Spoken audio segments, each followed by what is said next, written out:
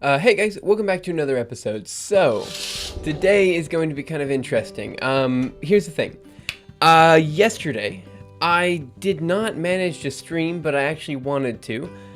And today, I almost didn't manage to stream, but the reason's kind of silly, right? So, of course, it's 5 o'clock in the morning my time, and basically what ended up happening was I wasn't able to get to bed because of work until like 12 or 12:30 at night. So, I don't know, it was kind of a situation where I was 50-50 on whether I was going to be able to stream or not. And what I should have done, but I failed to do, was I should have let you guys know that, hey, it was a late night, I might not be able to get up. From now on, I think I'm just going to, like, make a note of that. The problem is, I don't know it's going to be a late night until it is a late night, and then it's kind of like, well, I can't really help with that. Anyway, guys, let me go ahead and open up Zernal, and let's talk about what we're going to do today. Guys, if there's a little bit of lag in the camera, let me know, and I will totally try to fix that if possible. And also, let me check real quick. Okay, good. Everything seems to be okay on my side. So, if you guys see a problem with any type of things, I changed the settings a little bit on OBS, so hopefully everything's still okay. But if there is a problem, let me know. Okay. So, what are we doing today? Well, today I kind of wanted to do something a little bit different. So, as you guys know, Wednesday, I went through and I spoke about the model that we're working on for the Barnes Hut algorithm. Ah, good. Thanks, Devo. And also, guys, thank you so much for coming in. So, Devo, Carl, and iCare, you guys are great. Now, what am I working on? So, there is something underneath the stream that you guys will see known as the Barnes Hut algorithm. Okay, this guy. The point of this guy is that we can now visualize, well, not visualize, but we can now simulate arbitrary numbers of particles, basically. Like, as large as we want, we can basically simulate with the Barnes Hut algorithm. That's really cool. However, doing the visualization for this is not trivial, and honestly, I ran into a bit of a hitch. So, if I want to do the actual galaxy simulation that the Barnes Hut algorithm is meant to do, I need to find a better way to visualize this. And so, we can do smaller numbers of particles. That's fine. And we can do a few other things here and there, but I haven't quite figured out what we want to do here. So for now, I'm kind of not dropping this one, but I'm going to put it in the background. So this is going to go into the background. I still need it for a simulation later on, so I'm going to have to put it up on my channel soon, but not yet. But what I wanted to do today was kind of attack something else. And this is the Kuramoto synchronization. Okay. Oh my gosh. Holy crap. I cannot spell that right. 1 second. There we go. Synchronization. Now, if you're a physicist, you probably have heard of Kuramoto synchronization before. I, however, wait. Is the Barnes Hut algorithm named after some guy, Barnes? The same guy that Barnes G function is named after. Actually, I'm not sure. It could be a different Barnes, but that'd be weird. I don't know how many Barnes there are. Like, for example, my last name is Schloss, and I've never heard of a Schloss before, so maybe it is the same Barnes. I don't know, I didn't check. But I guess I could Google it real quick. So, the Kuramoto synchronization. Again, if you're a physicist, you may have heard of this before. I, however, am a physicist, and I still didn't hear about this before until I went to a talk last weekend about Bose-Einstein condensation. And the idea was, well, rather simple. Basically, what they said is the way fireflies light up, certain fireflies in the United States, basically, they will all end up lighting up at the same time, so they synchronize, right? And they likened this to a limit function, so I decided to look this up. And after looking it up, I found out that there are actually very complicated schemes in order to describe the synchronization pattern. But one that seemed to describe the synchronization pattern pretty well was the Kuramoto synchronization, even though it is a simpler model. So let me go ahead and pull out my notes, and let me go ahead and start talking about it.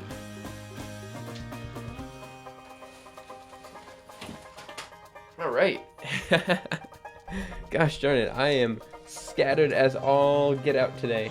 Okay, so let me see, where on earth, what page is it? It's gonna be page, oh, there we are.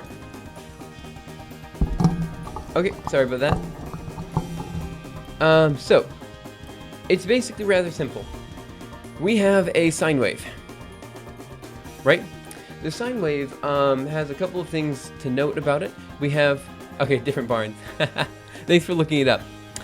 So with the sine wave, we have an omega value, a frequency, right? And this frequency is related to a change in an angle over time. You guys might not be able to see that. Let me, 1 second. We have a frequency, and this is related to a change in, what did I say? Theta over time. So this theta is the change in the angle, right? So we have this angle that's changing. You can liken this to a sphere and an angle here with this guy kind of rotating around here. So the velocity of the rotation is going to be the amount that theta is changing with time, right? So this is super important, right? Just throwing this out there. We have this type of way to characterize basically the movement of a line around a circle. Okay, so now we're going to do new page before.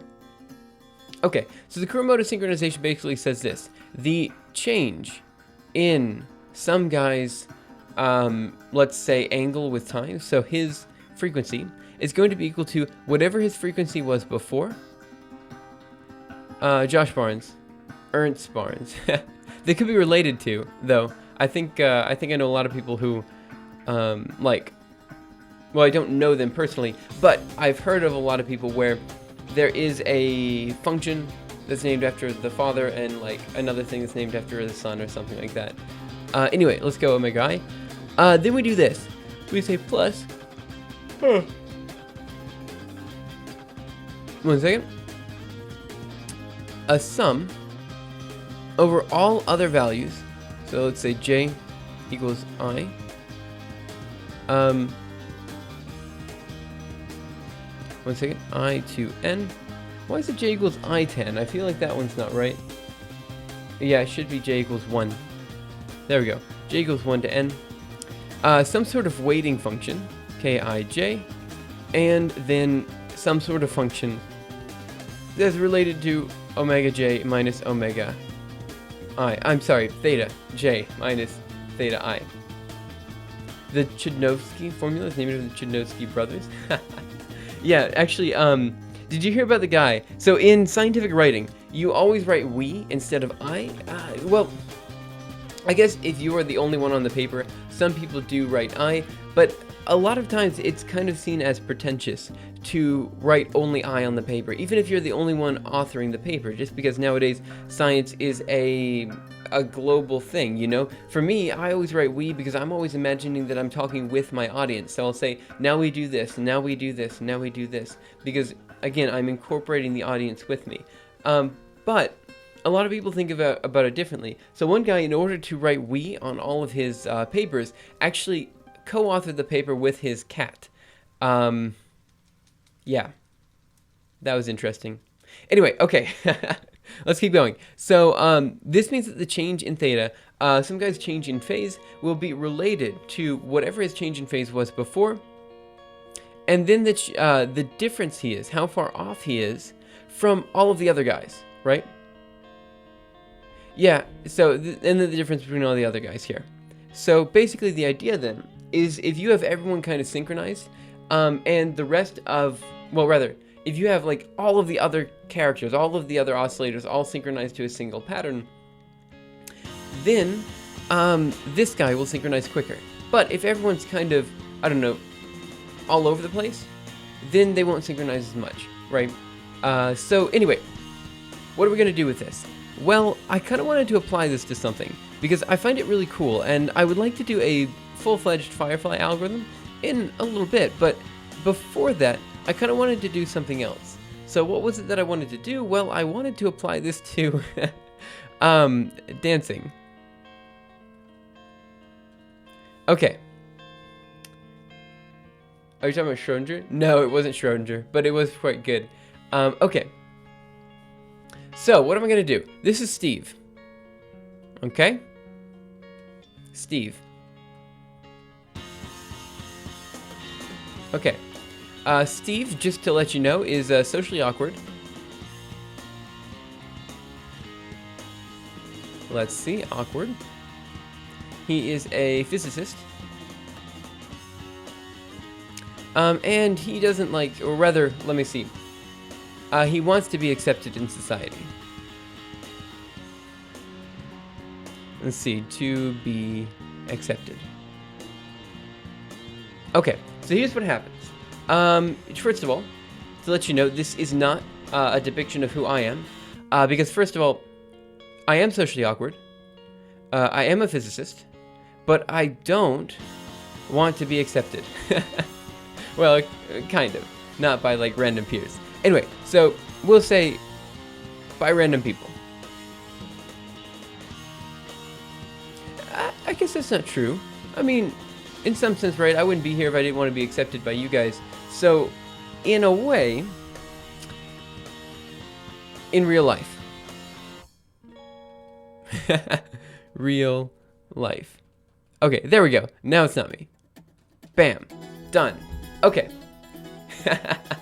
Yeah, no, I could be more socially awkward, I suppose. Actually, it's fine. I'm not so bad socializing with people, but there are times when I just don't want to be around people, and I just kind of curtly cut people off. It happens. Okay, so that's Steve. Note, I did not draw him with arms and legs. This is not because Steve does not have arms and legs. It's just easier to do this simulation without arms and legs, and you'll see why in a second. Here's the idea. New page before. Steve, capital T for some reason, goes to a party and wants to dance. Okay, now here's where things get interesting. We will have a group of people already dancing. All of these guys are oscillating at the same frequency. Pretend I'm drawing these all at the same frequency. Okay? Now Steve comes in, and I'm going to draw Steve in red. And Steve dances at a different frequency. And then he has other people dancing at the same frequency over here. So it's clearly obvious that Steve doesn't know what he's doing, right? So what ends up happening is all of these guys over here, how about I draw this in blue? All of these guys over here, and all of these guys over here, are repelled away from Steve. Because he is a horrible dancer and doesn't know what he's doing. However, the moment he starts to synchronize up, they're all attracted to him in such a way that he is now gaining popularity. And that's basically the simulation, right? The better synchronized he is, the more people will follow him, the more people he will be around. And the less synchronized he is, the worse he'll be at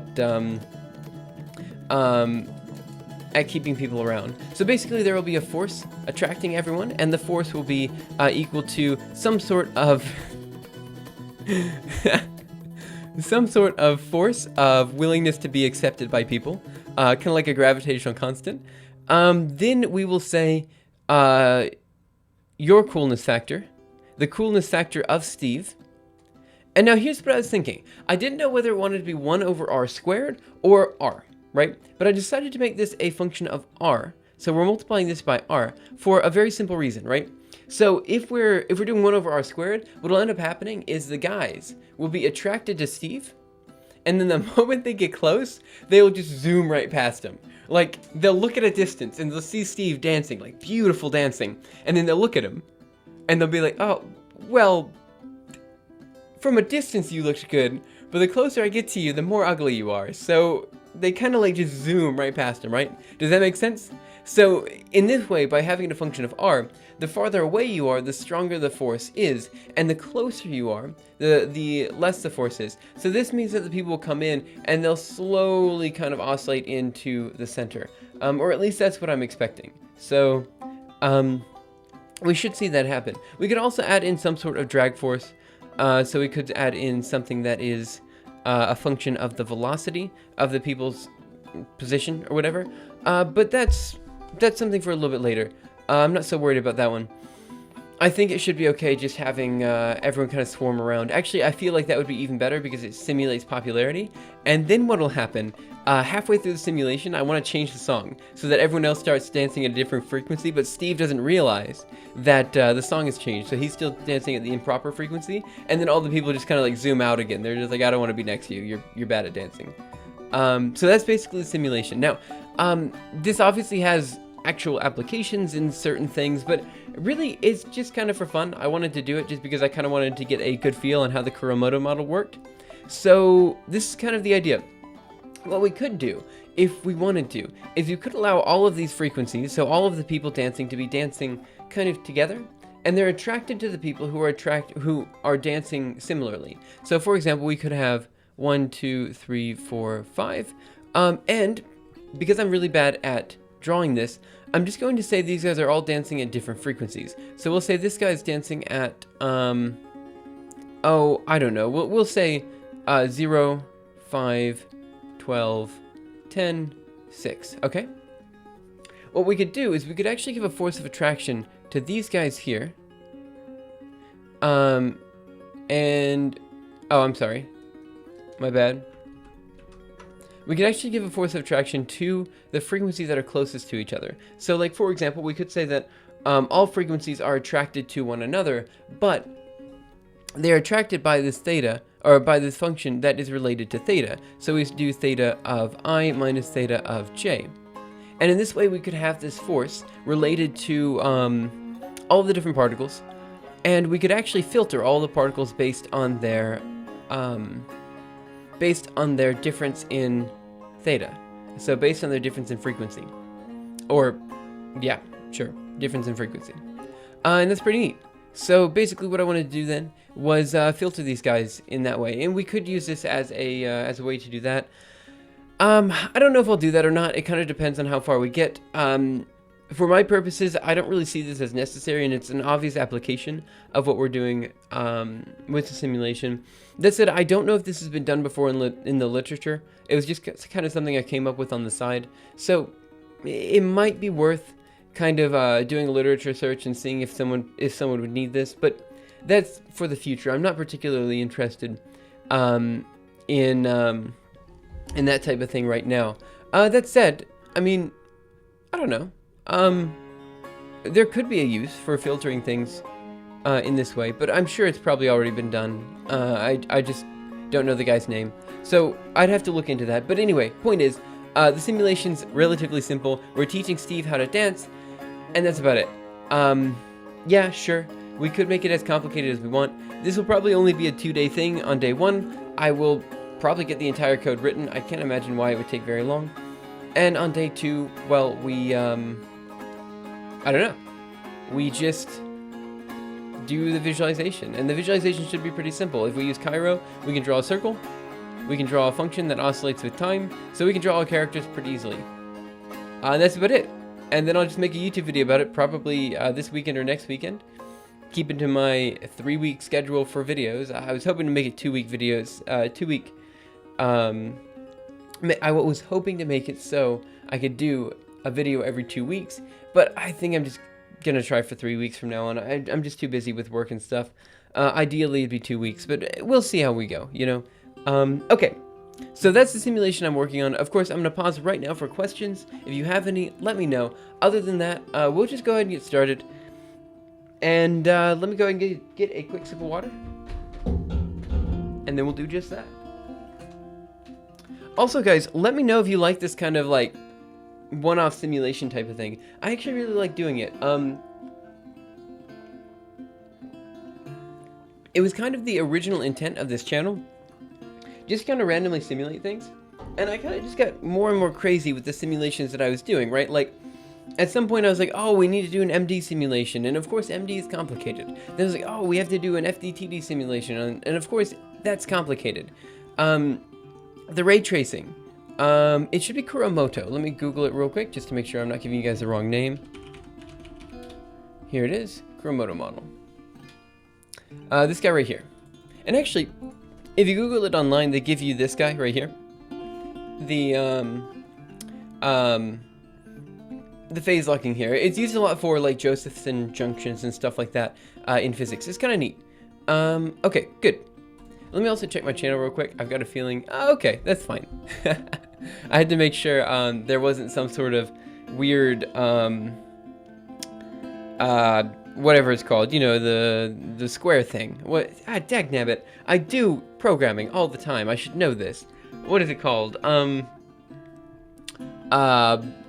I thought because the bitrate was kind of lower than normal, there would be an issue, but it seems to be okay. Let me pop this over here. 1 second, I gotta rearrange stuff on my desk. You guys can't see it, but I promise I'm doing something to my desk. You guys just probably don't want to see it, because it's kind of, you know, whatever. That was the worst description I could have given to what I was doing. All I'm doing is rearranging notes. Okay, everything's here. I think we're good to go. So let me go ahead and pop this over to this desktop, and let's go ahead and make a new directory. So we're going to make directory, and we're going to call it Kuramoto. Okay, cd into Kuramoto. Good, and let me think. We probably want to get a makefile in here, but for now, I don't see a need for the makefile just yet. So I'll kind of just compile this from source without the makefile, and we'll add in the makefile when it's necessary. We definitely will later when I add in the Cairo stuff, so I'm going to kind of hold off until then. So we're going to cd into projects, Simuleos, and then Kuramoto. Okay, let me go over here and let's go ahead and make the first file. So we're going to touch.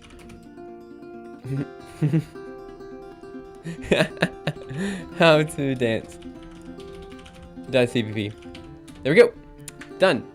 I just realized there's a song called Can't Touch This. And the only reason I realized there was a song called Can't Touch This, just by the way, is because last night I actually did waste... Wait, I actually did waste some time. Hey, Fled from Nowhere. Okay. How to dance. .cpp. Okay. So I've been up 27 minutes-ish. Sorry about that. I don't have an uptime command. You know, maybe I should get an uptime command. I've been thinking about that, but I haven't yet. Okay, so let's see. We are teaching Steve the Kuramoto oscillator how to dance with other. That'll do. That'll do. Kuramoto oscillators. Okay, yes, so, I wasted some time. Stream is blinking? It shouldn't be blinking. Let me check online again. Again, I did change some settings, but I think it should be okay. Oh, wait. Is it blinking? I thought I just, yeah. Okay, it is blinking. How do I fix that? 1 second, let me Google this. OBS. Blinking? Is this from on my end or your end? Screen blinks when streaming live.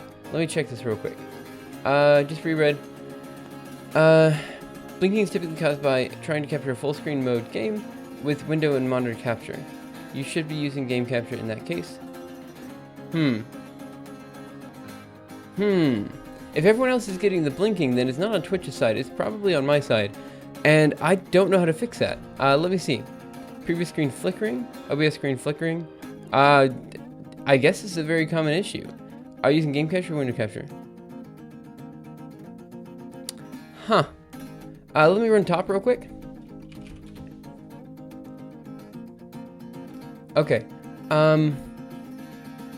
Yeah, but it's probably going to come back again. I'm going to have to go through the footage at the end here. Sorry about that, guys. To check to see if the flickering happened on the YouTube side. So, like, if I watch the video... again, after I've uploaded it on YouTube or uploaded it on Twitch, I'll then take a look and try to fix the flickering. If you guys don't mind, can we just try to deal with it for today, and then we'll get back to it. I'll try to fix it later. I don't really have a good way to fix it right now, unfortunately. So I spelled Kuramoto. Sorry about that.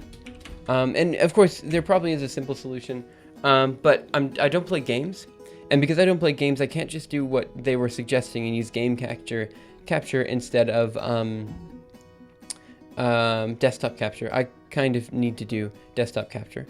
And so I guess if it's flickering for everyone, okay, I'll try to figure that out. Okay, but again, we'll just kind of have to wait until the end of today. So that means we'll have a few fewer viewers, but that's fine. Okay, so let's go here. And let's go ahead and close this guy up. And let me also close this guy up right up here. And we'll be good to go. Okay, so I'm going to do this. I'm going to do... Oops, sorry about that. I'm going to do include IOStream because everyone needs to include IOStream. Without that, you know, what are you doing with your life? I'm also going to include FStream because we're probably, gosh darn it, guys, I could. This isn't something I can fix right now. I think I'd have to go back and try to figure it out in my settings. Like I don't know what's causing it. I really have no idea. So yeah, again, I'm gonna have to check a little bit later. So again, I apologize for that, guys.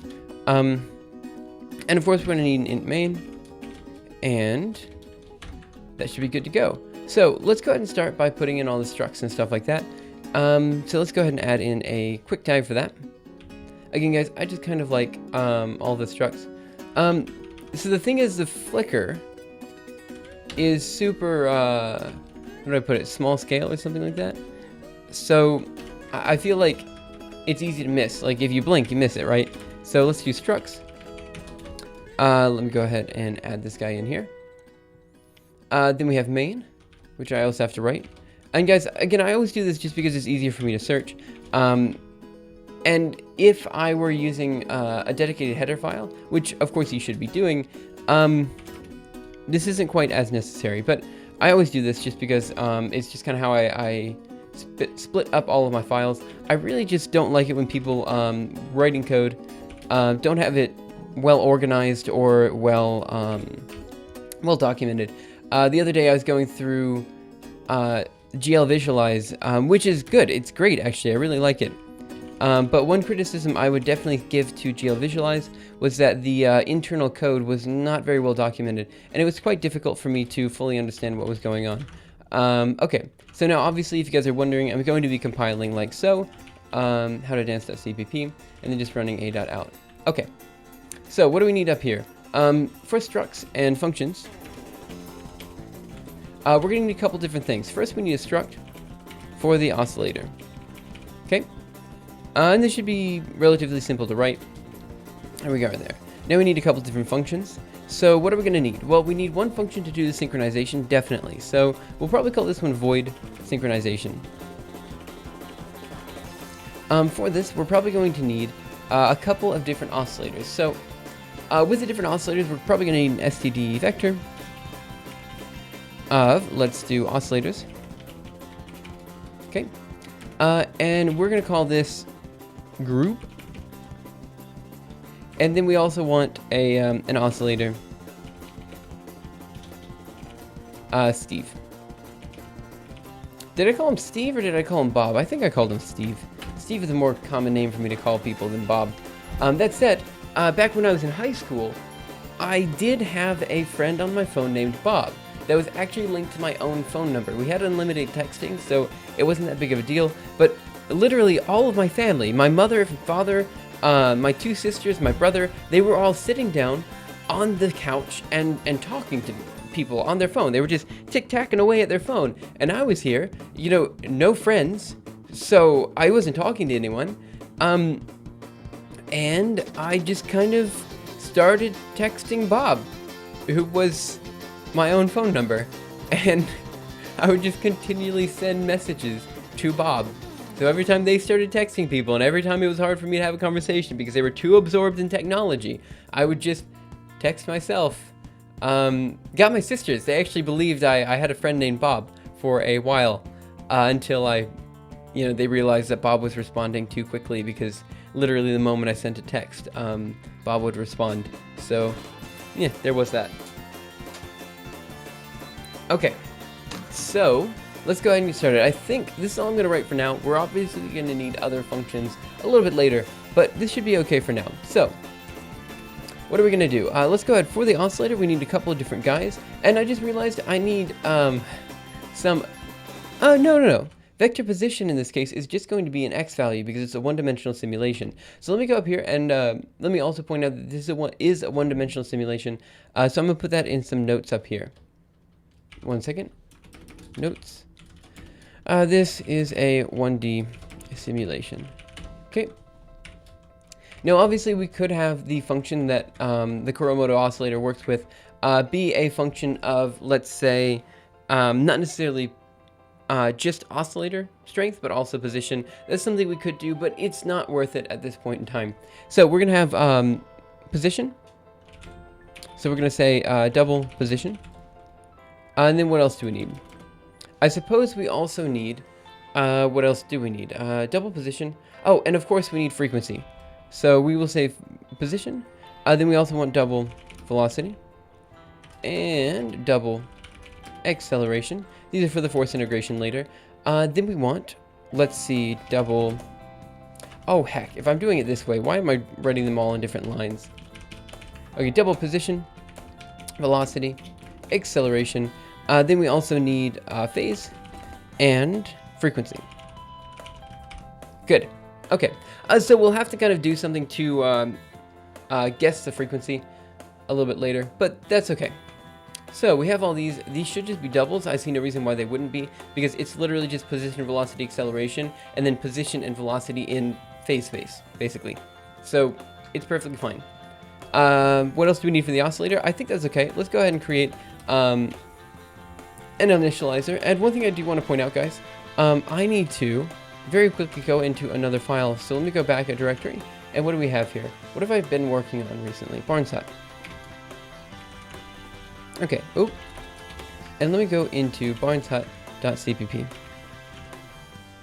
Oh gosh darn it, I was so scattered, I didn't even finish the story I was saying earlier. So basically guys, I wasted a little bit of time yesterday playing a video game. I hadn't done that in a very long time. I mean, you know, like a month or two. So let's go ahead and create the initializer, because I am an idiot and I always forget how to. So we're going to say oscillator here. And this is just going to initialize everything as 0. So we'll just go ahead and do that. And we will say position as 0.0. And we do the same for velocity at 0.0. Acceleration at 0.0. Yeah, so I spent a little bit of time playing a video game. I played Guild Wars 1. It had been a super long time since I played that game. Basically, of all the subreddits that I have attached, so here's what happened. I don't normally get on Reddit during work, but I got on Reddit during work because I kind of said to myself, well, I have downtime. Everyone else is eating lunch at the cafeteria, and I was just kind of like, well, I'm not, because I'm kind of working from my desk, and so I went on Reddit for a second. And when I went on Reddit, a lot of people were getting really, really angry, or not really, really angry, but they were kind of not understanding how to appropriately play the Paragon profession. And the thing is, I spent literally years on Guild Wars playing it almost every single day and playing only the Paragon profession, you know? Like, I have thousands of hours in that game, and the only profession I really played effectively was the Paragon.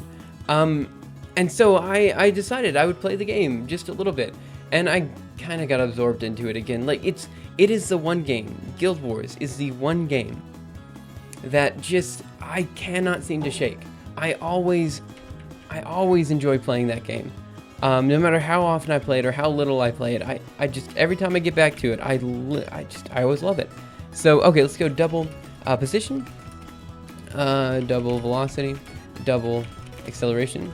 So yeah, I spent 2 hours playing that game last night, and I feel really bad because of it.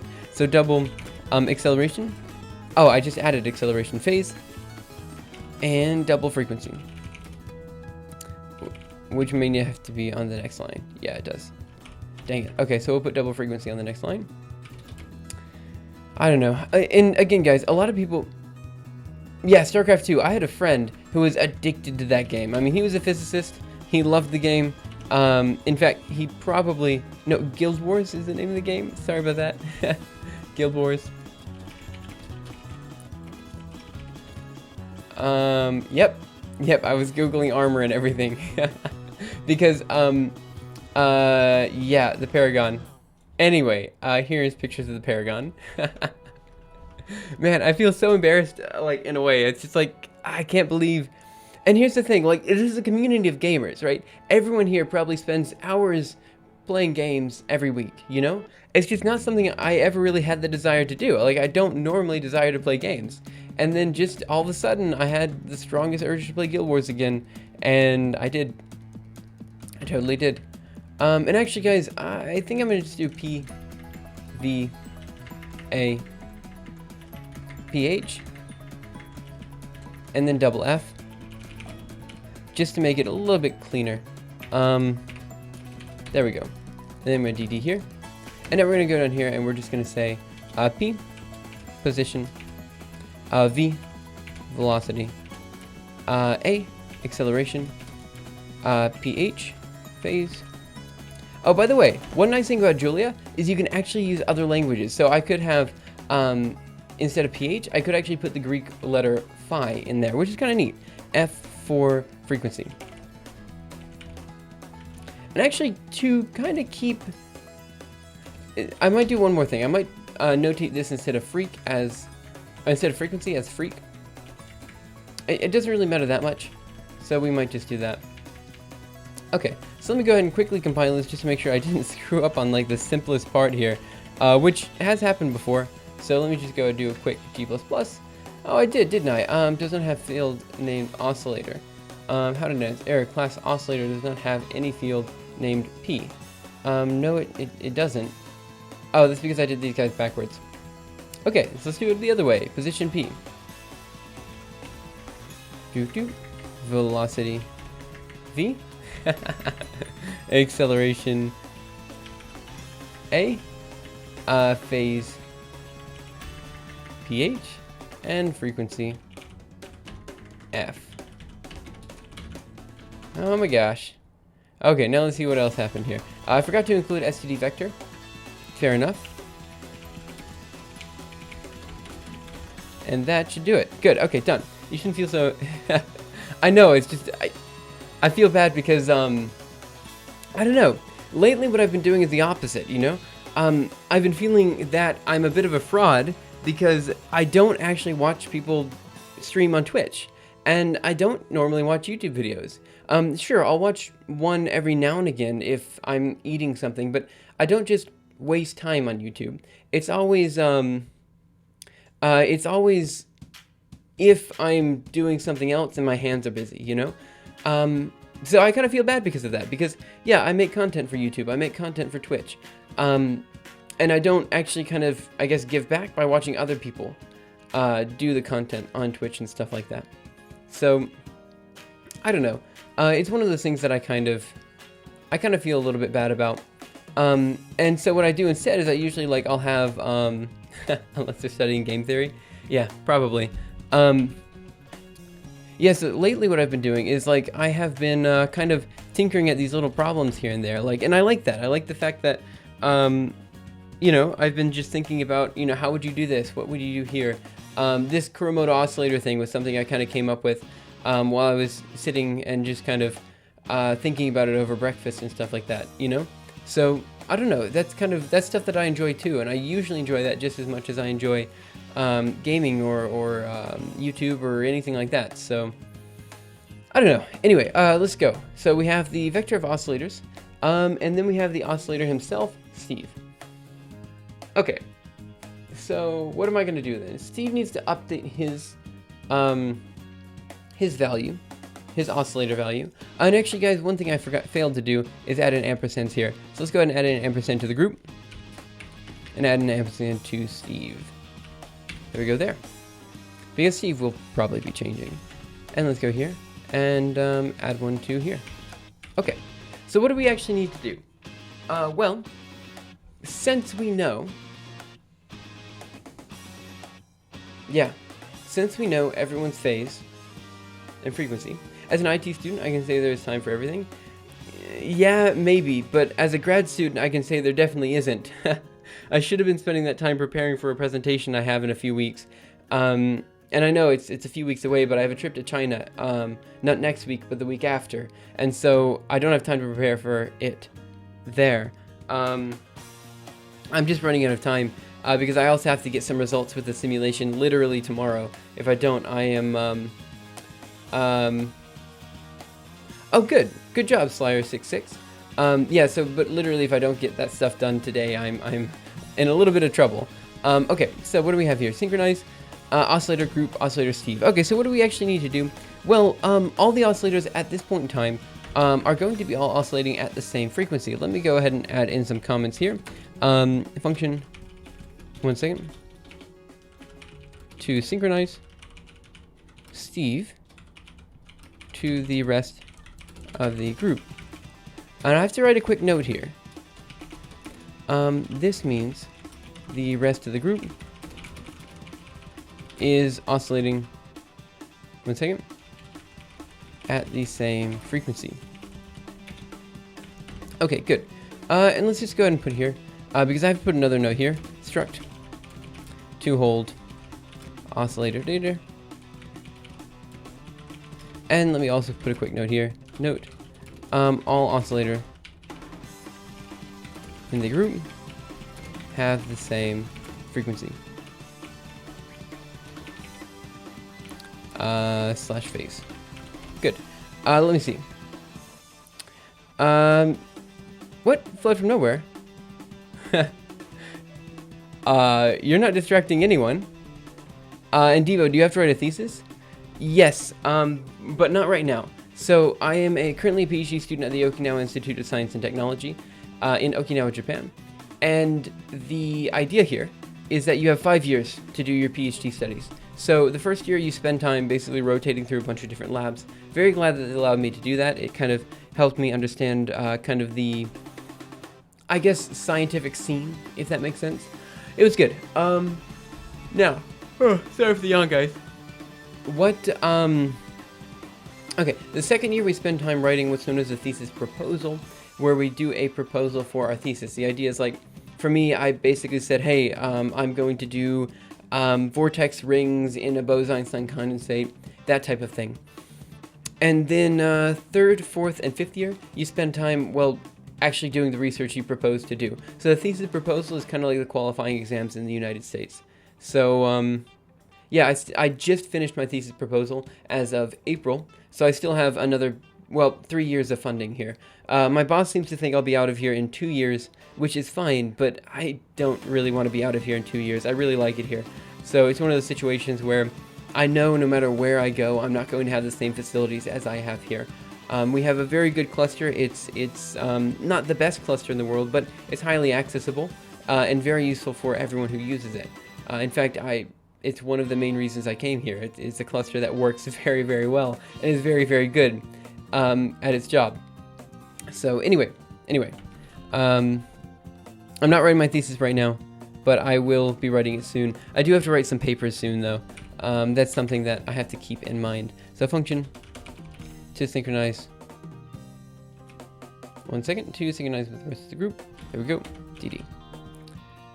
It's fine, right? I mean, honestly, I think the thesis writing, though it takes a long time, is not as intimidating to me as writing a paper. Because writing the paper, what ends up happening is, when you're writing the paper, of course, I haven't written a thesis yet, maybe it's more annoying, but when you're writing a paper, you have the problem that it's immediately going to have to go out for peer review, and you have to make sure you have, everything set and everything, and that's fine, But when you're writing a thesis, you're typically writing about things that you've already published in papers, right?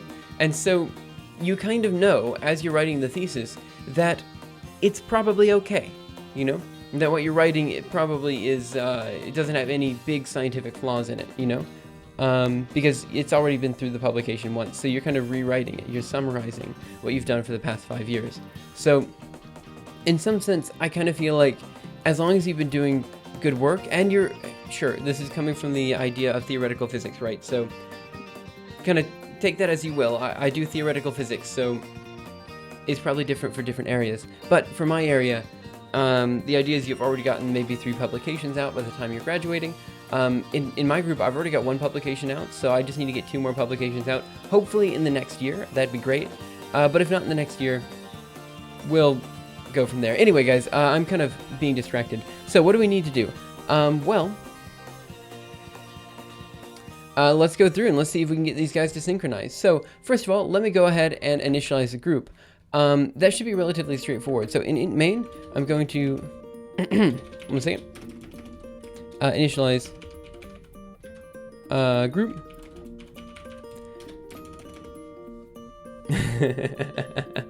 No, of course, you're not distracting at all. Okay, so what are we going to do for that? We're basically going to say we need an STD vector for all the people in the group. So we're going to say group number.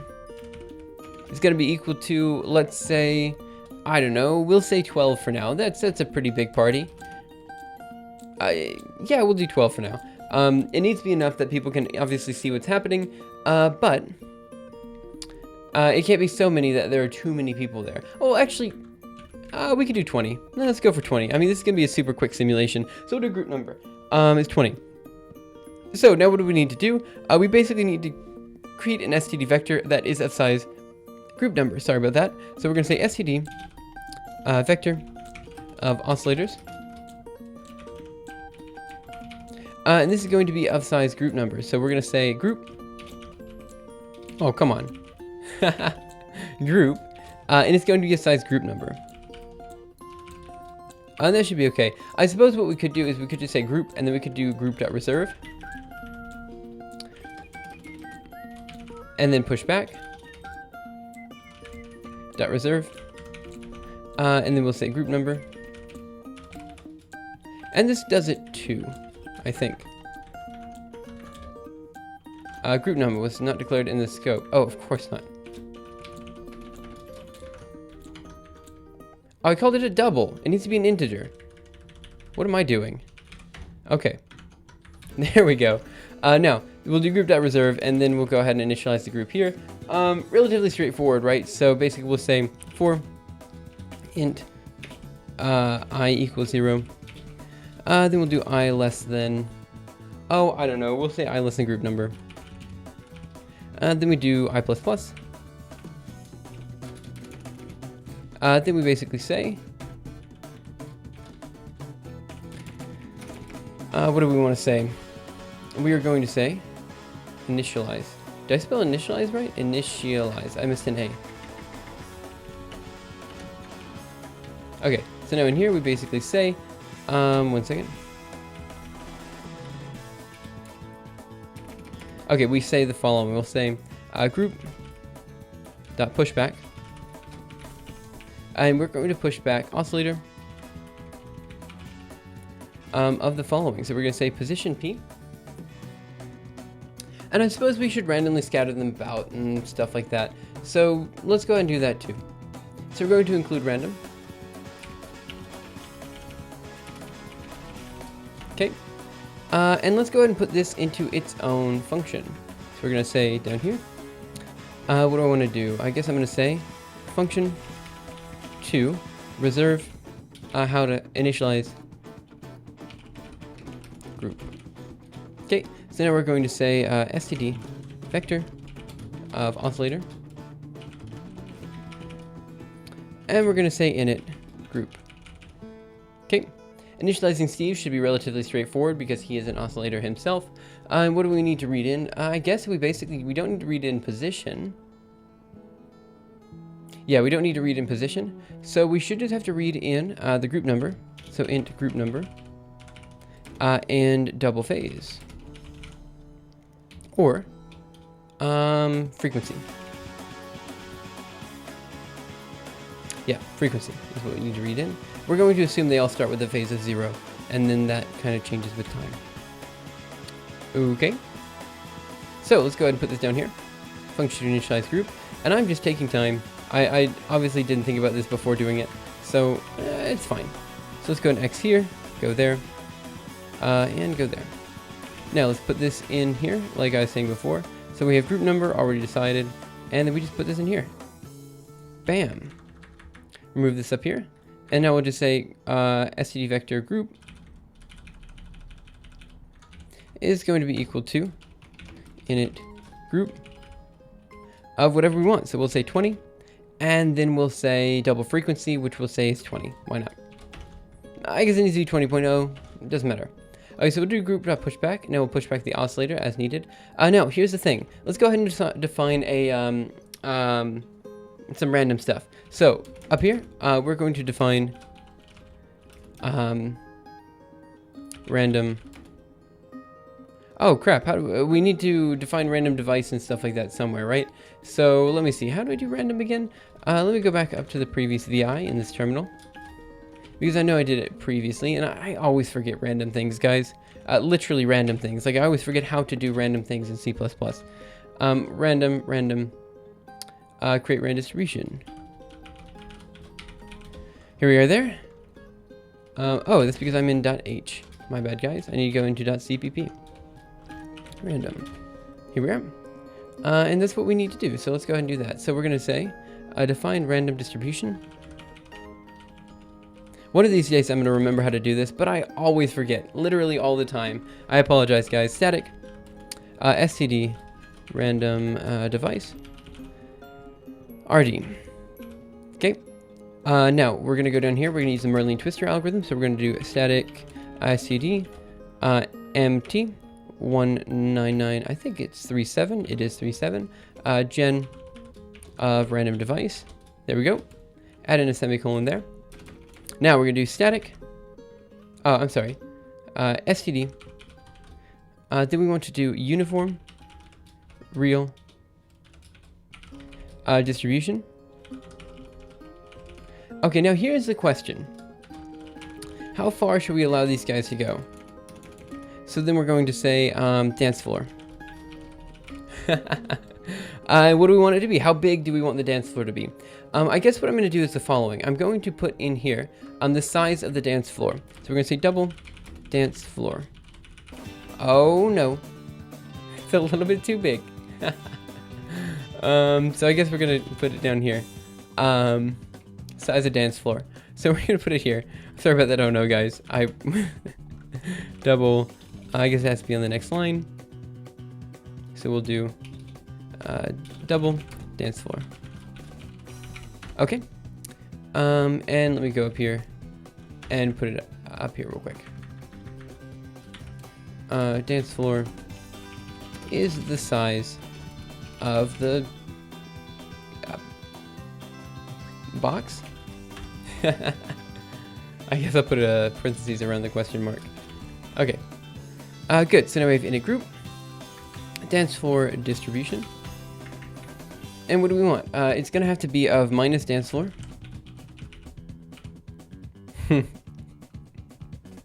It's fine. It's fine. It's good. Minus dance floor times 0.5. And then we're going to multiply 2 dance floor times 0.5. Okay? So this is going to be our random distribution to grab things from. Now, what are we going to do next? We're going to go down here, and we're going to say pushback oscillator. And then after pushing back the oscillator, we need to give it a random position. Now, it will start all with a velocity of 0 and acceleration of 0, so that should be okay. So we're going to say oscillator, and we're going to say dance floor distribution and of the generator. And this should generate a single random number for this. Uniform real distribution double, and place back. Create random distribution.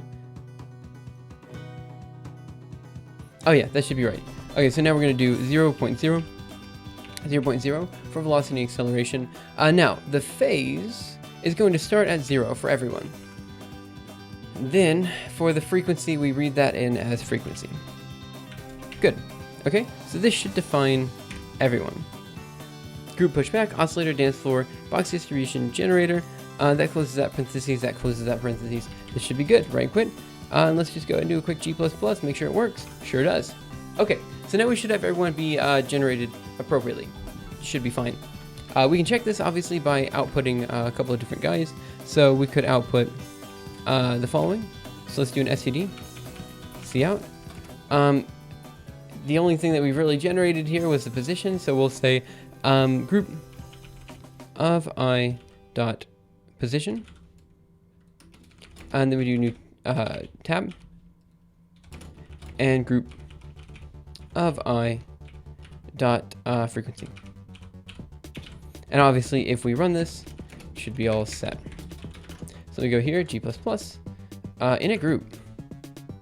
Oscillator equals init group. Oh, obviously I screwed that one up, didn't I? 20.0, and we'll say 20, huge dance floor of 20.0. Huge dance floor. I mean, these guys are breakdancing and everything. Now if we run A out. Oh, okay, never mind, I screwed up. 1 second. to pushback. What did I screw up with the pushback? For I listen group number. In a group. Invalid pointer. Oh, I shouldn't have done the dot reserve thing. I should have just reserved it all at the start. That would have been fine had I done that. 1 second, let me check again to the previous guy here. And let me see where I use pushback. Because I was trying to get all silly with this. And, oh, it's fine. Here, let me just change how I did this. We'll do group of size, group number. There we go. Screw it. I'm just doing it this way. Then we're going to say group, 1 second, of I. It's going to be equal to this. Oh, that was an E, not a W. And let me go ahead and remove a couple of parentheses. It's cleaner this way anyway. Let me go ahead and write quit. Well, maybe not. It's not faster though. That was the thing I was trying to avoid. Oh, I still get a pointer error. Dag nabbit. What is the issue here? There's 20 people here. Ah, why am I running into an issue? Okay, 1 second. Let me go down here. Let me output I. It should be fine. We have group number there. For I less than group number, should all be okay. So where's the pointer error coming from? Error, invalid check. So let me go up here and let me compile it with, oh crap, what do I need to compile it with? That's why you need to make file, guys. VI, go back to Barnes Hut. Let's go into the make file. It should be, March equal native, is that it? No. F&O unique pointer or something like that. That's what I'm looking for. So I guess I'll go back to, not Barnes Hut, but maybe color quantization. Make file. Yes, F sanitized address. That's what I wanted. So let's go to G++, F sanitized address, A.out. Okay, so it's error. Attempted address. Let me see, where are we? Kuramoto, A.out. I always find these hard to read. AZ new delete. Deallocator. Long. SD vector base. 1 second. I was hoping it would give me a line. But it doesn't seem to be giving me a line. So, yeah. I don't know how I screwed up with something like this. This is like super simple. Oscillator group. SD vector of oscillator group is going to be equal to init group. Okay, so let's see. What do we have here? Random device. All this should be okay. Dance floor generator. Let's just change this to 0.0 and let's see what happens. Oh, it could be I equals 0.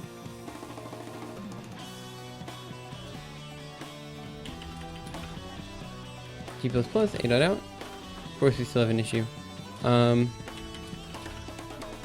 G++, A.out. We still have an issue even when we don't put anything into it. So that says something. Okay, 1 second, let me think. What did I do wrong here? Wait, I did compile it afterwards, didn't I? G++, A.out. Yeah, okay. So even when I'm actually not putting anything in here, so let me also comment everything out except for that initializer. So it has to be in that initialization, there. G++, A.out. Yeah, so it has to be in this initialization. If I remove this line, G++, A.out. It's still breaking? Why is it still breaking? Let me go here. Oh, freaking idiot. I am a freaking idiot. I know exactly why it's breaking. And you guys are going to be so disappointed in me.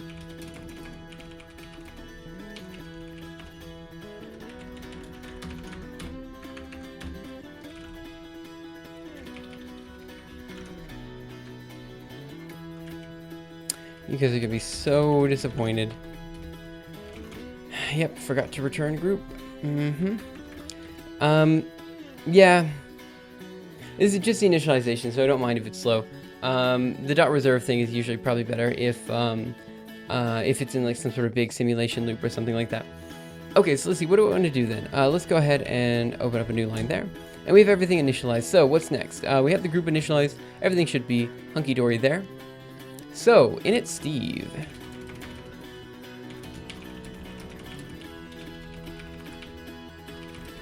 Steve. Okay, so we're going to say oscillator. Steve is going to be equal to oscillator.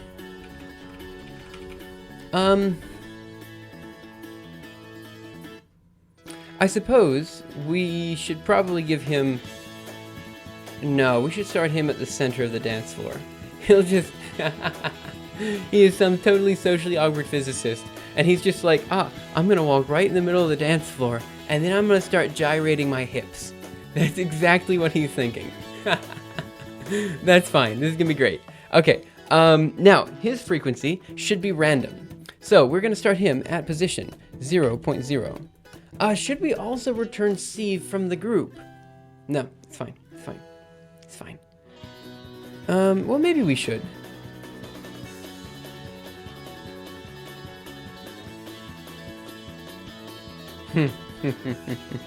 No, this is okay.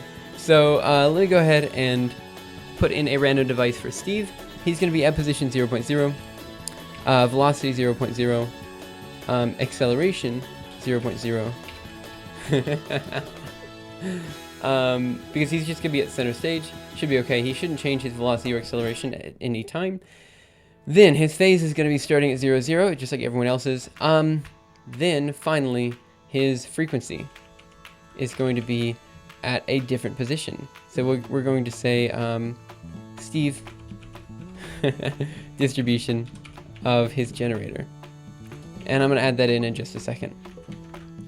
So let me go up here and let's just basically copy what we had before with this guy here, except we're going to change the distribution up. I haven't really decided what the max frequency should be here, so we'll kind of see how that goes.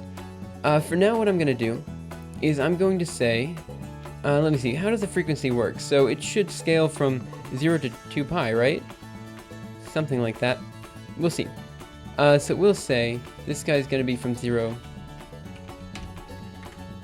to, I guess I'll say 2 pi. I think I have m pi, right? We'll see. So uniform real distribution.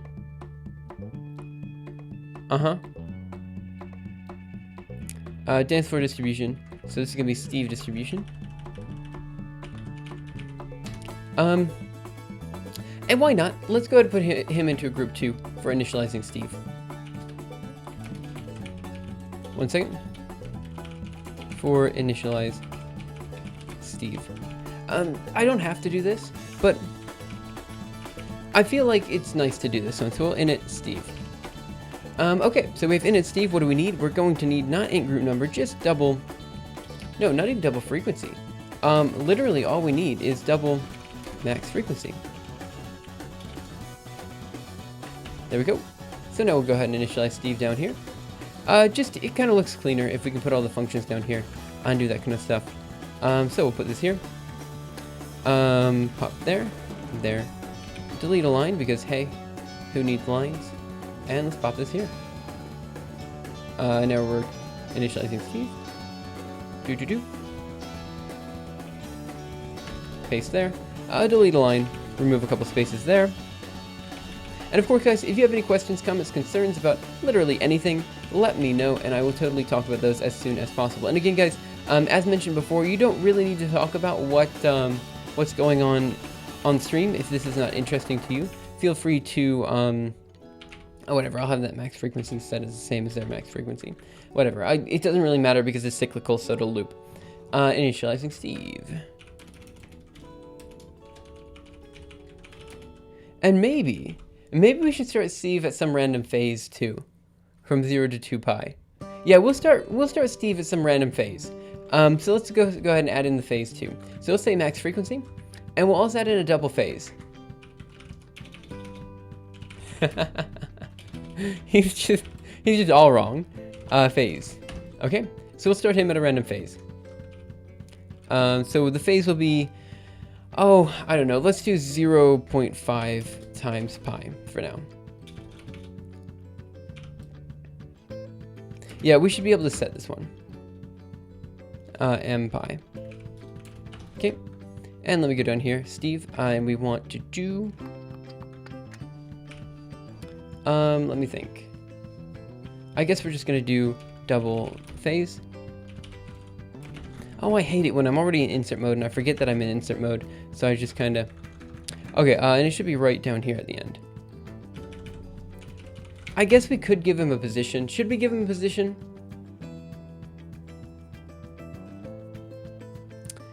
I don't know. I feel like it's fine not giving him a position. So let me go ahead and go up here and write some notes on the function real quick. So initializing Steve. For now,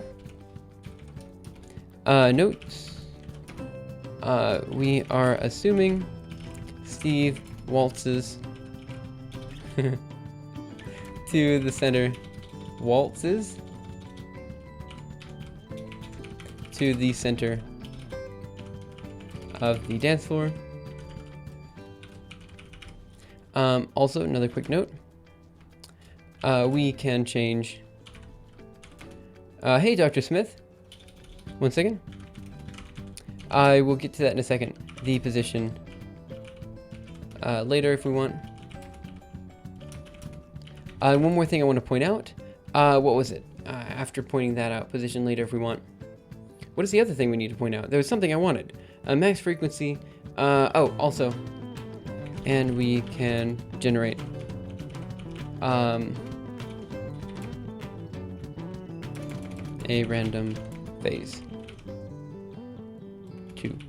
Okay, so the conference was good. It was, again, I called it a conference, but it was really more or less a summer school. That was why it took 2 weeks. But it was good. We had plenty of good lectures. My boss is really, really good at getting good people to come to Okinawa, which is great. We need people who are good at getting good people to come to Okinawa. Like, he's perfect person to work here at OIST. He and actually this other professor at the university is also, they're both very, very good at getting people to come here. So I was quite happy because at the summer school, there was this guy named Jean Delabar there, and he knows just about everything about gauge fields. So, like, I didn't actually talk to him because, you know, sometimes when you are using people's work a lot in your own work, you kind of feel starstruck a little bit when you see them. And that was kind of the situation with me. I kind of felt like anything I could say would already be covered by another postdoc in the lab. No reason for me to bring other things up. So, I don't know. I didn't really speak to the guy, but I was very glad that he was there because it was when I went to France, we only had the guy for like 1 day. Here he was there for like almost a full week. And that was really neat. I mean, I just thought it was really cool to see a whole bunch of very interesting science and stuff like that. In fact, this simulation that I'm doing right now was inspired by one of the talks I saw at the summer school. So that was kind of neat. Or rather, that is kind of cool. Okay, so let's go ahead and finish this up. For the synchronization thing, we have the frequency of everyone else. We have the frequency of Steve. Now we just have to write in the Kuramoto model, and we just have to watch as the frequencies come closer and closer together. Hopefully, this will work okay. Yeah, it was actually really cool. I'm very happy that it turned out okay. Again, guys, I do have to point out that next week, I will still be streaming, but the week after that, I will probably not be streaming because I will be in China, actually. Have you seen anything about MathBox 2? No, I haven't. It's a cool visualization tool, but poorly documented. I've been playing with it since February, doing some physics and math visualization. Let me see. MathBox 2. Let me see. Oh, MathBox squared. I even wasn't pronouncing it right. PowerPoint must die. Oh, it's for, I see. So it's for like slides and stuff. This is interesting. Oh, actually, no, it's not for slides and stuff. That looks quite good. Actually, that looks really good. Is this in, what language is this in? Let me see.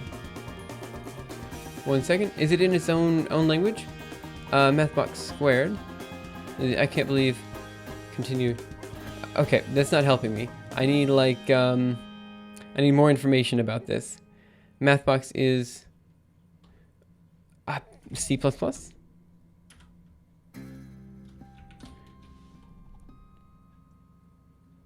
Oh, okay. So it's not in C++.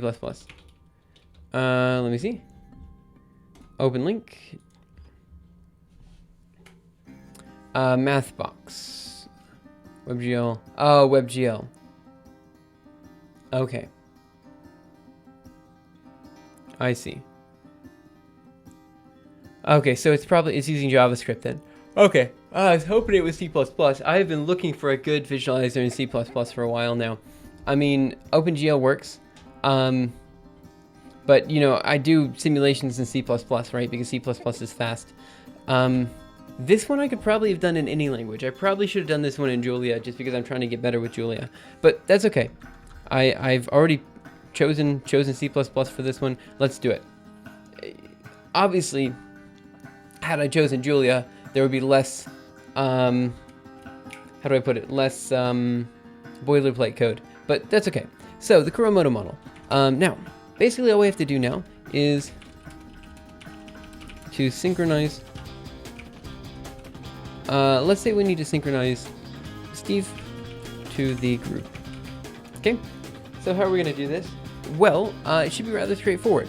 Here's what we're going to do. While, and let's do Steve.phase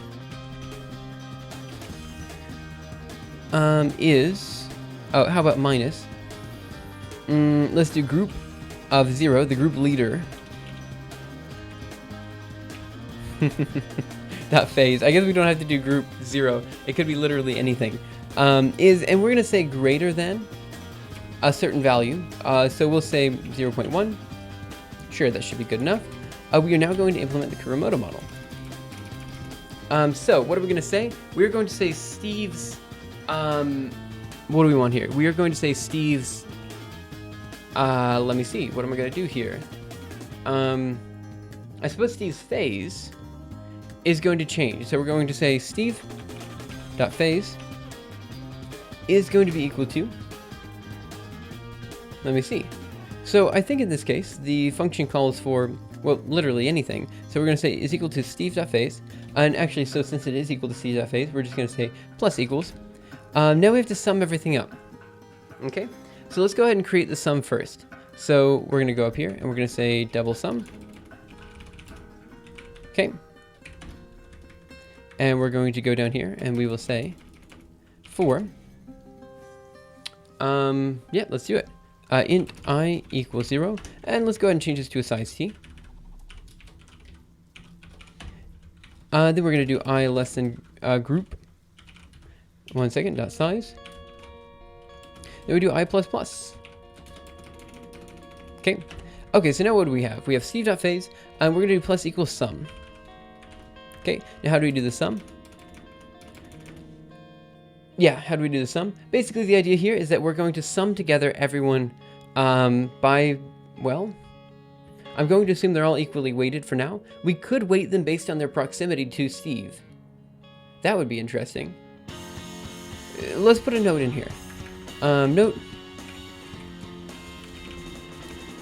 We can weight the guys, dancers, based on their proximity to Steve. That's pretty interesting, but we'll do that a little bit later. So for the sum, what do we need to do? Basically, all we're gonna do is add the sum in. So it should just be sine of. Again, I'm just choosing sine as my function. It could be literally anything. That works just fine. We'll do sine of the. Oh, holy crap! We don't have to do any of this. Oh, we don't have to do a loop or anything. Quick note. It is really cool. Everyone is oscillating at the same frequency, except for Steve. So, all we have to do is this. We will say sine of, what do we want here? I guess it's just going to be Steve dot frequency minus, what do we want? I guess it's going to be group of 0 dot frequency. And I think they do it the other way around. I think they do group first. Let me see. They do Yeah, they do group first minus Steve. We can do the same thing. Why not? So we'll say sign here. Group 0 minus Steve dot frequency. Okay, so now we have that. And then we're going to say Steve dot frequency plus equals sum. So let me go here and let's say sum equals this. Now you might be asking, why does the sum equal that? Well,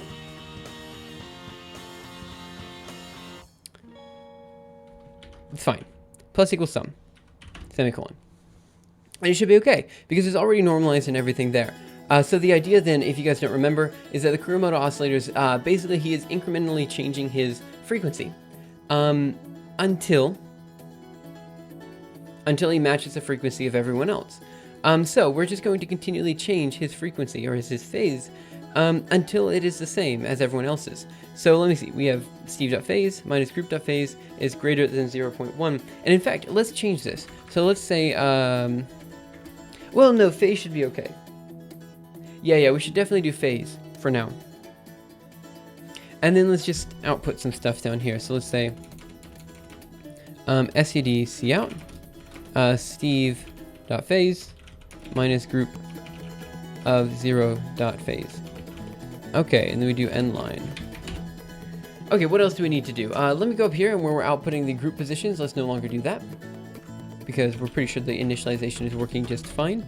Now let's go down here. Steve.phase minus group.phase should be okay. Now what do I need to do? There's still one more thing I need to do. What is it? I need to... we can still update the characters' positions. That's fine. Not a big deal. But I think it should be... Oh, wait. It's not Steve.phase is changed. It is Steve. Not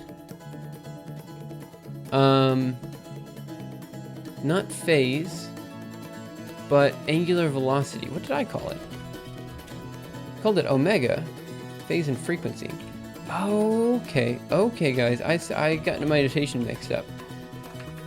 Okay, Steve.phase minus group.phase. That should be okay. Steve.freak. Oh, that's correct. Oh, I did it correctly. Yeah, I did it correctly. Okay, but the phase has changed. So because the phase has changed, now what we need to do is update his frequency. So what are we going to do? We're going to say Steve.frequency plus equals Steve.phase times dt, which is something I haven't implemented at this point, but it's obviously necessary. So let me go ahead and let's go ahead and do that. So what are we going to do for dt? Let me think. I guess we have to update everyone's frequency, don't we? I guess it doesn't make sense if everyone's just always at a constant frequency. So we have to continually update the frequency, even though the phase is the same. So what I will do then is, I guess, we should create a function called update frequency. So let's go ahead and do that. And we will say void update frequency. And we're going to read in group std vector of oscillator. Then we do group. And then what do? We also need oscillator Steve. Okay, looks good to me. Could not imagine anything going wrong here. This is perfect. Okay, let's go ahead and go down here. Oh, actually, I just saw something that went wrong. Yep. Okay, come on. There we go. Now, let me go here. Let me add some ampersands. Good and good. Reason I did void is just so I can... I don't know. I just did void. Okay, what am I going to do? Update frequency. Let me go ahead and add this up to the top. 1 second. Function 2. Holy crap. What was I trying to spell there? Function 2. 1 second. So, chat's been kind of quiet today. I apologize if this is not as exciting as I'd hoped it would be, but I don't know. I think it's kind of fun, you know? Okay. What else do I need to read in? I suppose I need to read in dt. Double dt. And that should be good. So let's go ahead and go up here. Update frequency of Steve and group. That's fine. That's fine. Okay, so let's bring this up to the top. Here it is here. And let's go up here. And again, guys, hey, Mr. Sutherland, what's up? Synchronize there. And we're going to go here. Putting a function in there, and that should be okay. Put in a semicolon. And let me just go over and check this out. Oh, one more thing. In synchronize, I should probably put in a DT. Oop. DT. Double DT. Okay, now let me go down to synchronize. Here we are down here. And let's add in the double DT. And let me go down here. And let's go ahead and update the frequencies. 1 second, let me get a quick sip of water. Okay, good. I guess, I don't know. I have to apologize for the past 2 weeks being a little bit in and out. I realized the first week of the summer school, I did try to stream, but I don't know, I was failing miserably at OpenGL. Like, I was doing horribly with it. So I guess in some sense, I'm kind of happy that I dropped that. But on another sense, I'm kind of, you know, it's unfortunate that we didn't finish that simulation. Anyway, sorry about rambling about that. Okay, so let's go ahead and go here and let's say update frequency. You know, I'm realizing I have something wrong here. Omega is the angular velocity. But I called it phase. That's not right. Yeah, that's not right at all. So let me go in here and let's change that real quick. So first, let me go ahead and put in group and Steve here. And now let me go and change all the phases to, I'm going to change them all to angular velocity. So let me go S, phase, then we're going to do A velocity.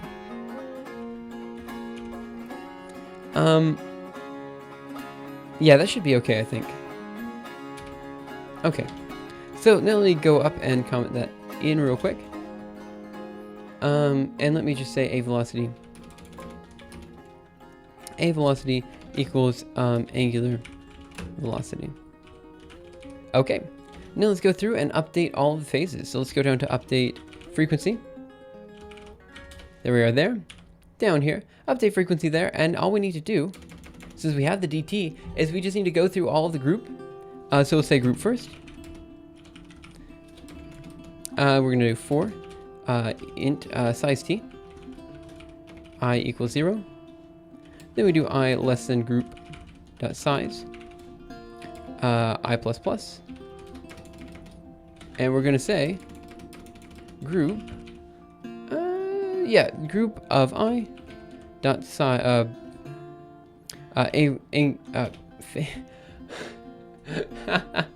frequency, there we go, is going to be plus equals group of I dot A velocity. Now we go down here. Now for Steve, and we're going to say Steve dot frequency plus equals Steve dot angular velocity. Okay. So now while their angular velocities are different, we're just going to continually update the frequency. Now what are we going to say? Steve dot angular velocity plus equals sum. That should be okay. Now we say Steve dot frequency plus equals Steve dot angular velocity times dt, dd, dd. One thing I forgot to do with both these guys is multiply it by dt. So let me go down here and multiply this guy. 1 second.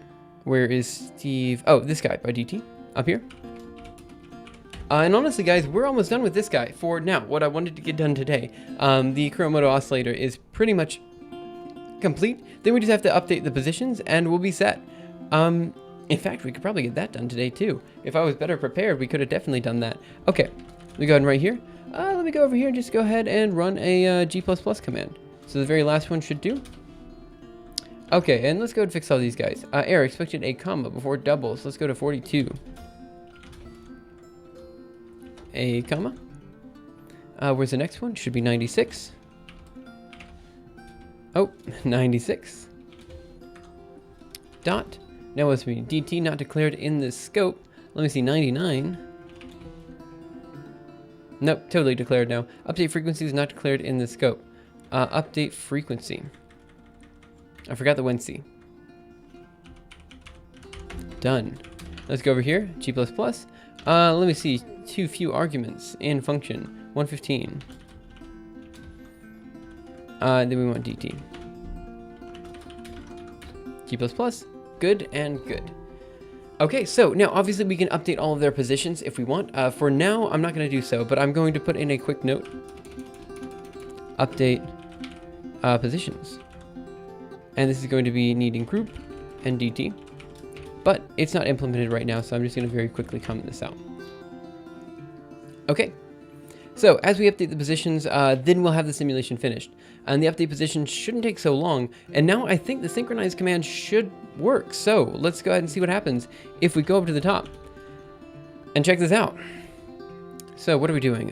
Int main, we have the oscillator Steve. So let's go ahead and synchronize them. We're going to do synchronize. And what do I want here? Now this could be an infinite loop. So let's go ahead and yeah, we'll fix that. So we're gonna want group and Steve and DT, which we're gonna say 0.1. The resolution I'm not really sure how everything needs to go here. So we're gonna say while. Then we'll say or, and we'll say I is less than 100. I think this should work. So now we're going to create a int I, and we're going to say equals 0. Well, oh, okay. And now we're going to say I++ down here at the end. Okay. Add in a semicolon. Go over here. Let's run G++. Seems to work. A.out. Okay, so it seems to me like we are not updating appropriately. Okay, so this means my understanding of the Kuramoto oscillator is not quite where it needed to be. So let me see, what do we want to do then? Let me very quickly do a Google to make sure that I got the function right. So let's go to Kuramoto oscillator. D theta I over dt is going to be equal to its initial, its natural frequency. Oh, the frequency doesn't change. Oh.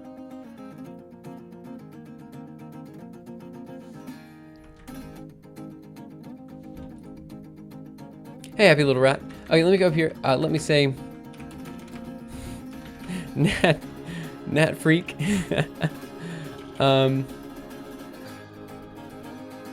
Did I get these guys mixed up? Wait a minute, let me think. Oh, I totally did, didn't I? The angular velocity gives rise to a phase. The frequency... freaking notation. How am I screwing up with basic physics notation? That's okay. That's okay. We're going to say natural frequency is going to be equal to... what do I want here? We're going to say the natural frequency is going to be equal to Steve dot angular velocity. Okay. Now, let me go ahead and fix everything, because the issue was I had phase and frequency flipped. Gosh darn it. I had phase and frequency flipped. So, I need to flip them back. My apologies, guys. So let me go ahead and go here. Let me change, what do I want to change? I want to change frequency. Yeah, we are doing a Kuramoto oscillator, so we have Steve, who is a dancer, and a group, who are a bunch of dancers who actually know how to dance. Basically, all of those dancers are oscillating at the same frequency, and Steve is oscillating at some other frequency, right? And he's trying to match the frequency that everyone else is dancing at. And it's just basically to figure out how Kuramoto oscillator works. Then we'll add in a quick force integration guide there, so that basically the worse Steve is dancing, the further apart everyone will be. There's going to be a force related to how far off he is. And then basically, I don't know, I just kind of wanted to do a quick simulation and kind of figure out how the oscillator works and stuff. So I thought it was kind of a neat thing. Sorry about that. I just realized you came in a little bit late. Okay. So what are we going to do? We're going to change the frequency to phase. We're going to do G. There we go. Now I'm going to change the angular velocity. So let's go here and change S angular velocity to frequency. Okay, and then we go to the top and let's change. Let me see. This should be fine. And now let me just make sure I got this right. So frequency is the one that changes with time. Phase is the one that does not change with time. So let me go up here. We have frequency and phase. I had it correct to begin with. Let's do phase and frequency.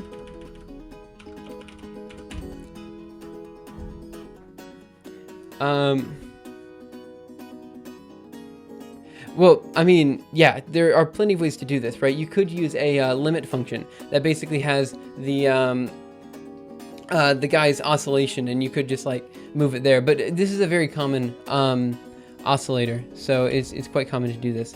Okay, so let me go ahead and change these guys. Gosh darn it, I am doing terribly. Let's do phase, frequency.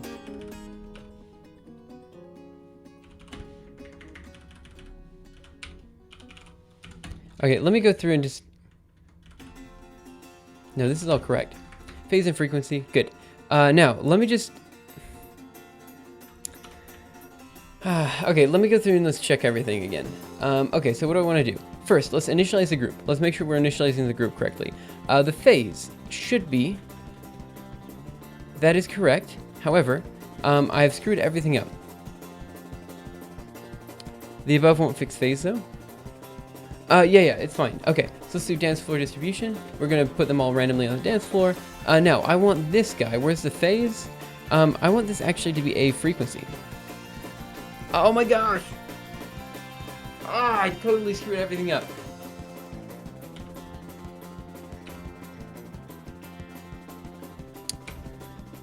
Frequency 0.0. Frequency. Let me go to init group. Change. Here it is. It's to frequency. Where's Steve? And Steve double frequency. Let me check how I initialize Steve. I don't know. This is actually a super cool oscillator. You missed more today. I actually got like an entire code written. So oscillator frequency. Double frequency here, and that is correct. Good. Okay, so I had the frequency and phase right there. The only thing I missed was down here, update frequency. And actually, I think this should be update phase. So let me go up to update. Oh, what was that for? Phase. 1 second. Good. Okay, so now let me go up top. Update phase. It's there, and it should be there. Phase 1C. Okay. So now let me think real quick. I could probably put double TT here. Oh, it just barely doesn't fit. Okay. Also, Steve, double DT. This should be okay. Let me go over here. Let me run a quick G++. Of course, I screwed things up. Natural phase. Not declared in the scope. Oh, that's me being an idiot. So let's go double. And it's going to be Steve.phase. 1 second. Natural frequency is what it should be. I'm going to have to read through the code one more time, but this should still be okay. So frequency. There. Okay, so let's go the update phase down here. Again, guys, I apologize for that. I should have known. Okay, update phase, group, Steve, DT, should be okay. Sum, sign, group.phase, minus Steve.phase, should be okay. Steve.frequency plus equals sum. This is where it gets incorrect. Oh, no, that is correct. It's going to be equal to the natural frequency plus sum. Yep, okay. So Steve's frequency is changing. We update everyone's frequency, but his natural frequency is whatever it was at the start of the synchronization loop. And then we go down here, we say group dot frequency.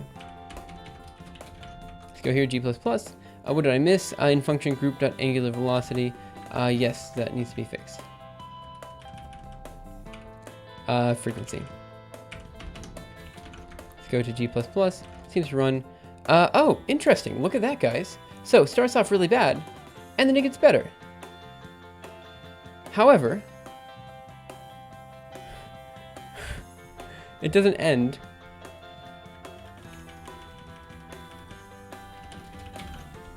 G++, A dot out. A dot out. While Steve.frequency is greater than 0.1. Steve.frequency minus group 0.frequency.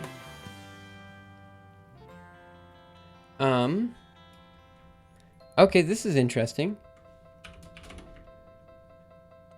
Why are you not G++, A dot out? 1 second. std, C out. Let's just see out this guy real quick. There we go. How to dance. G++, A dot out. Oh, wait, what?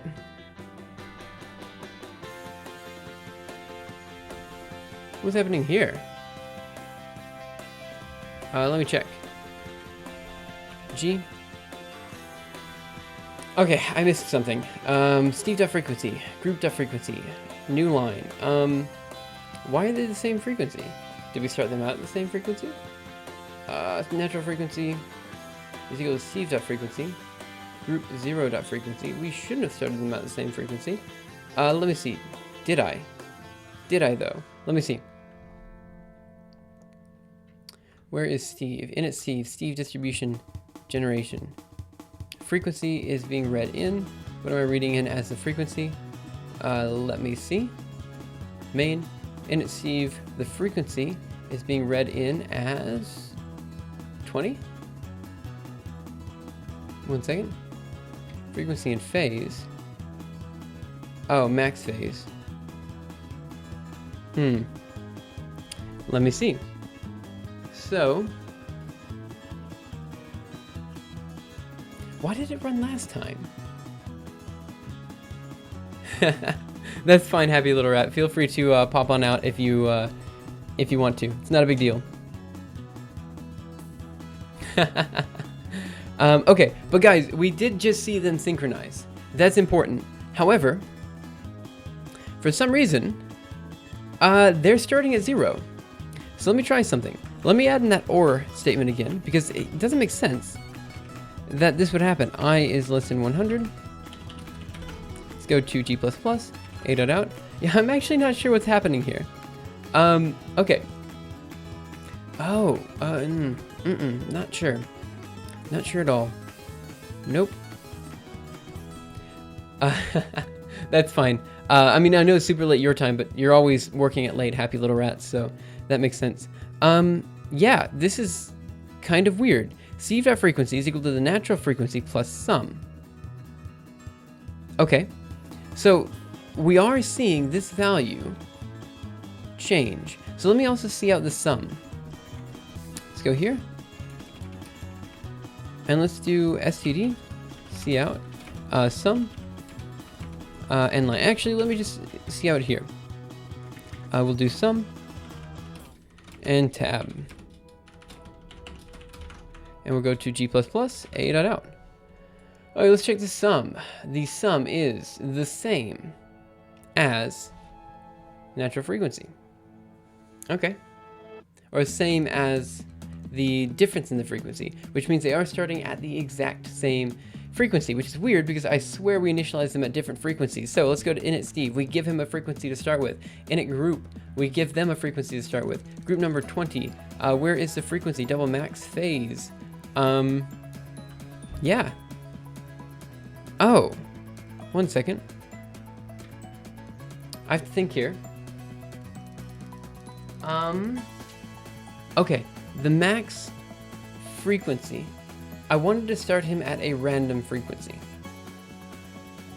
So I got these mixed up. So let's try something else then. I think, his frequency. What am I reading in his frequency?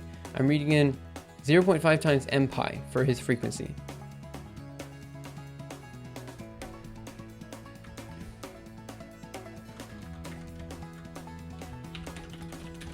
Those look different to me. Nope, still the same. In it, Steve.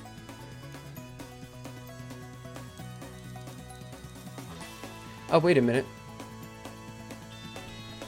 That's a bit of a bummer.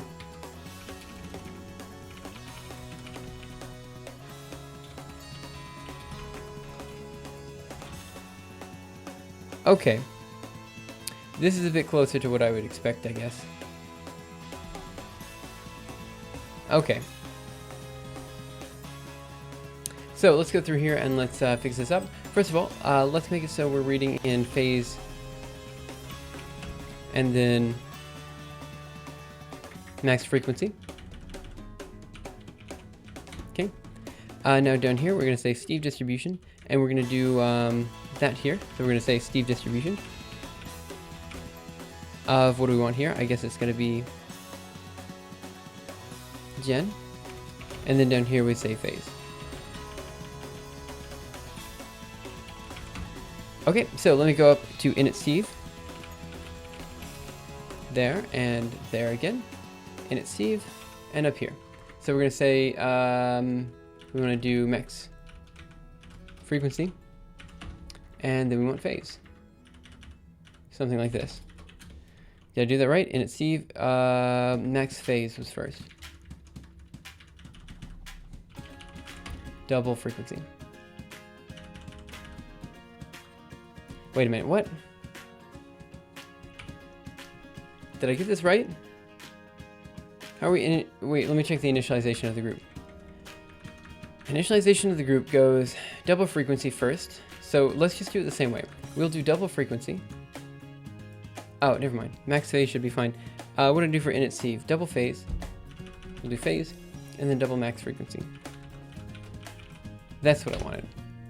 Okay, and that should be right. So let's go here, write this, go over here, and run G++, a.out. Okay, so this one seems to actually run just fine. So let's go down to the bottom here, and let's remove this I nonsense, and let's make sure it works. So we're going to remove the I++ down here, and remove this OR statement, which I guess doesn't really make sense in this case. Maybe it never really made sense. In fact, I'm sure it didn't. G++, a.out, a.out. Okay, good. Okay. So now, here's what we have. And I think this is a good place to end it for today. We have the following. Let me go ahead and open up Zernal. And let me see. So, here's what we've got. This is actually kind of... I'm quite happy with this. So, the Kuramoto oscillator works like so. So let me go ahead and write... Oh, I already had Zernal up. Why did I open it up again? I am super out of it. Let's pop over here. Oh, leave that over there. Pop over here, pop that over there. Now, this is what we got. We have page, new page before. So, the Kuramoto oscillator. Here's the idea. We have the oscillator's change in phase with time. So, his frequency is going to be equal to his natural frequency, what it is that he naturally resonates at, plus some sort of sum for all the other guys. So, let's do I, and then we say J equals 1. To n of some function, and here we say sine of the character's frequency, or yeah, frequency minus the other frequency. I apologize, guys, for getting the frequency and phase mixed up, but this is the formula for the Kuramoto oscillator. So this is what we just implemented. We said that our character's phase changes based on his natural frequency and the frequency of everyone around him. So, sure, it's not natural for him to oscillate in this way, but he is oscillating in this way with everyone else. And here's what we've done so far. We have generated a bunch of people, okay? They are all oscillating at the same frequency, okay? So, they're all kind of doing this thing. They're all dancing like this, undulating and stuff. Then we have Steve. Steve comes in right to the center of the dance floor, and he's just kind of doing his own thing, you know? And eventually he kind of gets in the rhythm, and he matches the frequency of everyone else. Okay? So that's what we've done today. Now, what is still left to do is the fun part. What we need to do is incorporate a force integrator. There we go. Yeah. Okay, so we need to implement a force integrator now. The force integrator, I think we're just going to use the Verlet algorithm. Again, as I said before, the force is going to be proportional to R, not 1 over R. And the idea is proportional to R, and it's proportional, we'll say times omega I minus omega j. Okay? So, the farther off our character, our Steve, is from the frequency that everyone else is dancing at, people are just going to be repelled, right? So if he's very, very bad at dancing, he's dancing incorrectly, everyone's going to be pushed away. But if he's dancing correctly, everyone's going to crowd up to him. So we have that left to implement. It shouldn't take very long. And then we have one more thing to do, which is basically change the song. So the idea is he's finally oscillating with everyone. It's perfect. He's doing everything just fine. And then the song changes. And he's still oscillating like really silly. Like he's doing this thing, right? And then everyone's just like, dude, you're not dancing right. And they all just like move away again, right? So we'll see all these guys kind of crowding around Steve. He'll be popular for the first time in his life. And then everyone will be pushed away again. I'm actually super looking forward to this. This should be fun. It's definitely a nice, like, how do I put it? It's a nice side simulation, you know? Like, it's one of those things, I started this channel based on just kind of randomly doing things for fun. And this is totally a simulation that I'm randomly doing for fun. So I definitely apologize if this is not as cool to you guys as, you know, other things. But we're definitely implementing new physics. I've never implemented the Kuramoto oscillator before, or synchronization pattern before. So that's definitely interesting. And the visualization will come soon. So we'll see how that goes. Honestly, I think I could make a YouTube video about this one this weekend. It's gone quite quickly. I'm very happy with that. So for now, I'm going to go ahead and pop this over to that desktop. And I'm going to commit what we have. Let me go to the top and let me see, just to make sure everything is set. Sure, I may have mixed up phase and frequency a few times here and there, but I'm quite happy with this. We see Steve, you know, dancing. We see him matching the frequency of everyone else pretty closely. And that's pretty good. In fact, we could probably set this arbitrarily low, couldn't we? So let's change this instead from 0.1 to 0.01. And let's write this. Write this, go over here. And let me do another G++ and A dot out. And you'll see, look at that. He can match it even better. Anyway, this is pretty cool. I'm pretty excited about that. And now I'm going to go ahead and commit this to GitHub so you guys have access to it. So let me do a quick git add howtodance.cpp. And also, let me also go into howtodance.cpp. And because I do not have a make file here, let me add in a specific command. So compile with G++. howtodance.cpp. Okay, now we're going to do git add one more time, how to dance, and git status dot, just to make sure I didn't miss any files. I did not. So let's do git commit howtodance.cpp. Okay, adding a simple Kuramoto oscillator. 2 L's, right? Note, we are synchronizing Steve with the group. Okay. Git push origin master. 127 lines, not bad. Pretty good for 2 hours of working and failing miserably at one thing or another. And like I said before, had I not mixed up the frequency and phase, and if I would have prepared this a little bit better, we probably could have completely finished the simulation in one day, which is super cool. That's the type of simulation I like. The stuff that it doesn't take very long, gives you a good physical intuition as to what's going on. I think it's kind of neat. Anyway, guys, I apologize for ending a little bit early, but we are at a good stopping point now, so I'm going to go ahead and close it here. I actually started late, too, so I guess today's like a super small episode, but that's okay. Have a great day, night, afternoon, morning, evening, whatever time it happens to be your time, and I will see you around next time for the next episode of Simuleos, where we get all of the dancers to, I don't know, migrate away and towards Steve. We'll see what happens. I suppose. Yeah, it's fine. It's fine. This will be good. This will be good.